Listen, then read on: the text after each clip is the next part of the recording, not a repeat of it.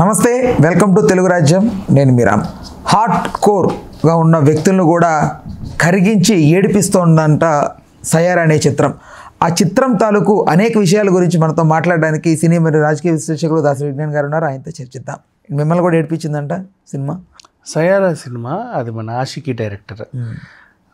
కొన్ని మూవీస్ ఎలా ఉంటాయంటే రేర్గా మల్లెల తీరంలో సిరిమల్లె పువ్వు అదేంటో రవిబాబు హీరోయిన్తో, నెక్స్ట్ మళ్ళీ పడమటి సంధ్యారాగం, మొన్న వచ్చిన ఈ 8 వసంతాలు అండ్ కొన్ని సినిమాలు ఉంటాయి హార్ట్ టచింగ్ మూవీస్ చెప్పాలంటే. అవి ఏంటో తెలియదు. నువ్వు నేను అప్పట్లో, మళ్ళీ జయం, అదంతా నువ్వు నేను సీక్వెల్స్. అందుకే నువ్వు నేను కొన్ని మూవీస్ ఉంటాయి అవి మనసంతా నువ్వే ఏడిపించేవని కాదు, హార్ట్కి టచ్ అయ్యేవి. హార్ట్కి టచ్ అయితేనే నీకు ఎమోషన్ బయటకు వస్తుంది. మొన్న బేబీ కూడా కొంచెం అందరు కనెక్ట్ అయ్యారు. అది నాకేమనిపించలేదు, నా పర్సనల్ ఫీలింగ్. బట్ నాకు ఇదే మన రీసెంట్ డేస్లో 8 వసంతాలే నేను చాలా పెద్ద మూవీ అనుకుని ఫీల్ అవుతున్నా ఇప్పటి వరకు కూడా. నువ్వు ఒకడే ఫీల్ అవుతున్నావు అనిపిస్తుంది నాకు. వాట్ ఎవర్, మీరు ఆ సినిమా చూస్తుంటే మీకు అనిపిస్తుంది. బేసిక్గా 2.5 గంట సేపు ఎందుకు చూసాను అనిపించింది నాకు. యాక్చువల్లీ అది సచ్ ఏ గ్రేట్ ఫిలిం. అంటే కొన్ని దృశ్య కావ్యం అంటారు చూసావా, ఆ టైప్ మూవీ. మనం చూడడమే ఏంటిది అని చూస్తే అది ఎప్పటికీ ఎక్కదు. అట్లా కాదులే, చూడాలనుకొని చూస్తే ఎక్కుతాయి.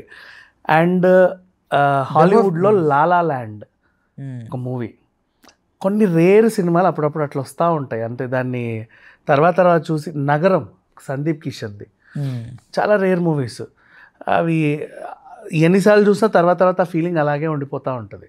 సో ఇప్పుడు సయ్యారా వచ్చింది. ఇది Aashiqui director. Of course Aashiqui ఆ టైంలో మ్యూజికల్ హిట్, ఎమోషనల్గా కూడా ఓకే, చాలా మనల్ని కదిలించలేకపోయింది. బట్ మళ్ళీ మౌనమేల నోయి అనే ఒక సినిమా వచ్చింది ఎప్పుడో, అదొకటి.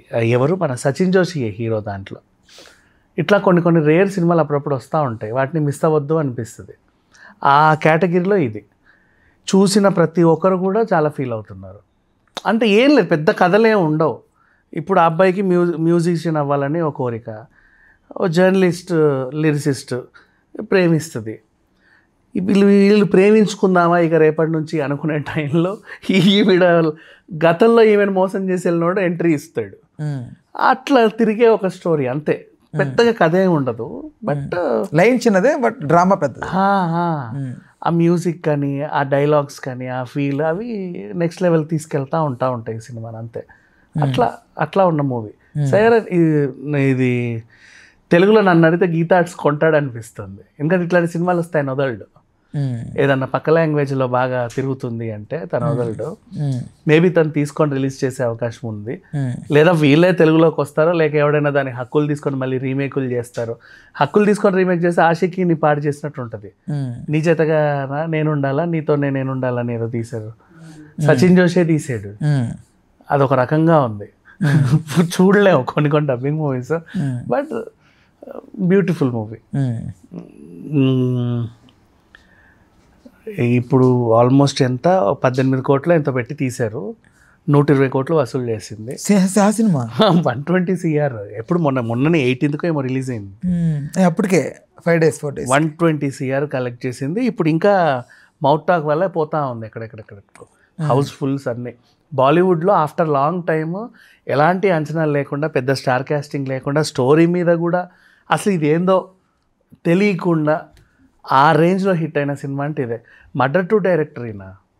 ఆషికి, ఆషికి 2, బోల్డ్ అనే సినిమాలు తీసాడు. మంచి డైరెక్టరే. మరి ఎందుకో కొన్ని ఫ్లాప్స్ ఉన్నాయి కాదనలేము, బట్ ఇది మళ్ళీ ఎమోషనల్గా ఎందుకో మళ్ళీ టచ్ అయింది. ఎమోషనల్ ఫిలిమ్స్కి లైక్ బ్రహ్మరథం పడుతున్నారు జనం. ఎందుకు కనెక్ట్ అయిపోయిన తర్వాత అట్లా. లైక్ బేబీ కూడా అదే, బేబీ కూడా మినిమల్ బడ్జెట్ అది. తర్వాత Kantara is like commercial plus emotional రెండు ఉంటాయి.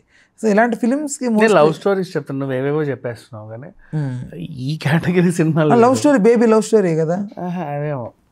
ఏమోనా, ఏమో నాకు ట్రయాంగిల్ లవ్ స్టోరీ కదా అది. వాట్ ఎవర్, బట్ ఆర్యా 2 టైప్లో ఏదో పర్లేదు, బాగానే ఉంది కానీ అంతేం అనిపించలేదు. అండ్ కాంతార అంటే అది వేరే, అది వేరేలే, అది వేరే, కంప్లీట్ సబ్జెక్ట్ డిఫరెంట్. ఈ సబ్జెక్ట్స్ డిఫరెంట్. షాపింగ్ మాల్ ఈ కేటగిరీ వేరు యాక్చువల్గా చెప్పాలి అంటే.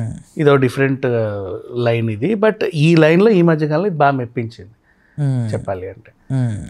బాగుంది సినిమా, అందరూ కూడా చూడొచ్చు. ఇక్కడ కూడా ఉన్నాయి మన అత్తాపుర మల్టిపుల్ అంటే హిందీ సినిమాలన్నీ అక్కడే ఉంటాయా? అంబా థియేటరా అది ఒకటి ఉంటుంది ఆర్టీసీ డిపో పక్కన. అదే అది కాదులే కానీ ఇక్కడ అంటే మన వాళ్ళు సినిమాని జనాలు చూడడం మొదలుపెట్టి బాగా డబ్బులు వస్తున్నాయంటే తప్ప పెద్ద థియేటర్లో వేయరు. లేకపోతే మూల పడాస్ 10 రూపాయలు థియేటర్ వేస్తారు. చౌకీలో ఒకటి ఉంటుంది, టోలీ చౌకీ థియేటర్ అంటే అక్కడే ఆడతాయి ఏంటి ఇవన్నీ.